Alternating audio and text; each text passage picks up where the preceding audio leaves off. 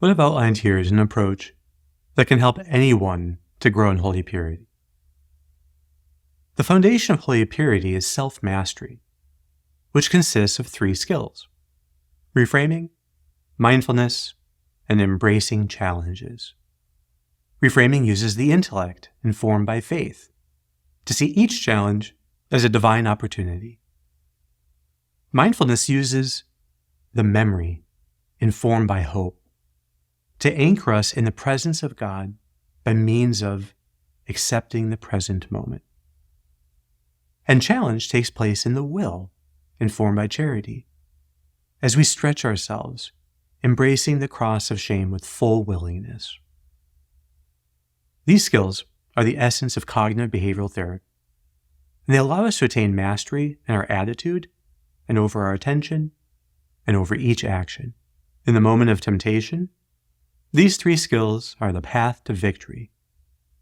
And that's because they are the psychological habits that best dispose us to correspond to grace.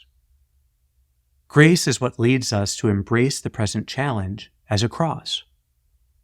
With grace, we willingly let ourselves be elevated and stretched.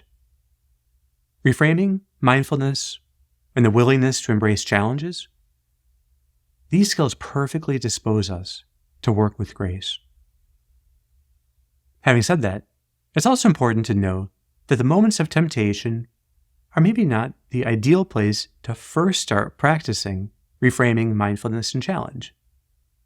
These skills need to be practiced before the going gets tough.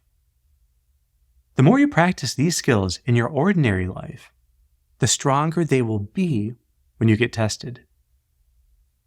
That's why I believe that the most important moment of growth and self-mastery is actually the moment when you sit down and start working.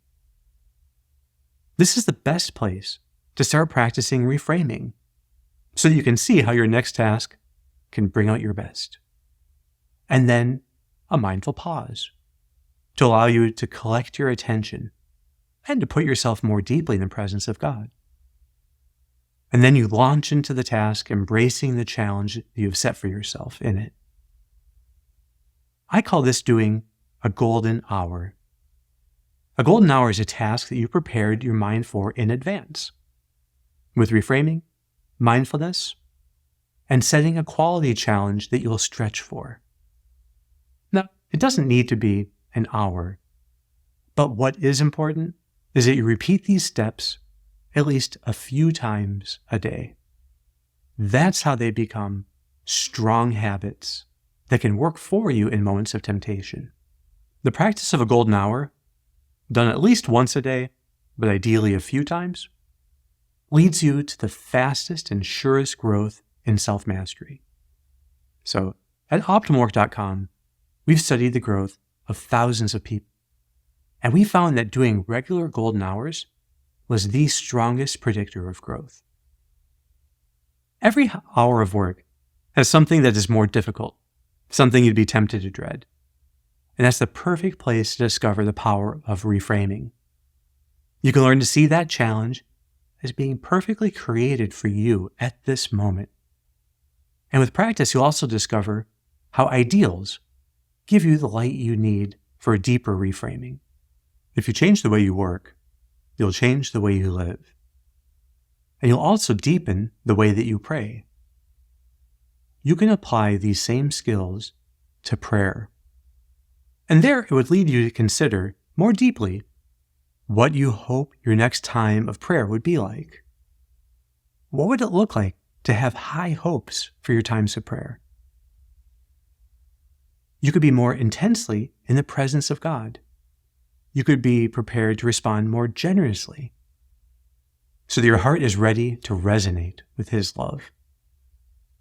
Every time of prayer could be a time of exercising greater sincerity, humility, and generosity. In work and in prayer, this is the path we need to follow. We need to learn to lovingly embrace the cross. And we do this whenever we practice reframing, mindfulness, and challenge. With these 3 skills lived together repeatedly throughout each day, everyone can grow in holy purity.